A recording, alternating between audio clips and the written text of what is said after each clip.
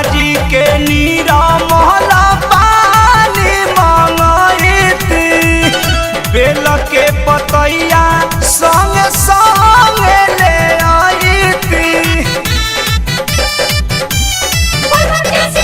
गंगा जी के निर्मल पानी मंगैती बेल के पतैया संग संग ले आईती। एक तो में सोचतानी जलावा चढ़ाई दूज बारी गंगा मैया दूर। अरे कहाँ पैबो रे शिवजी सिला सिला बटिया कहाँ पैबो भंगिया धतूर।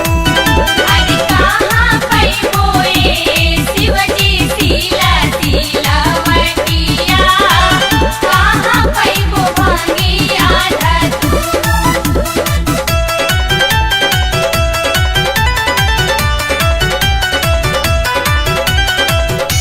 बोल बम जय शिव बोल बम जय शिव।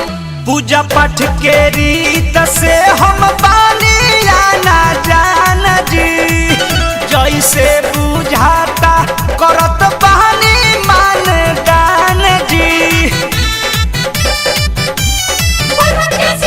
पूजा पाठ के रीत से हम बानिया ना जान जी जैसे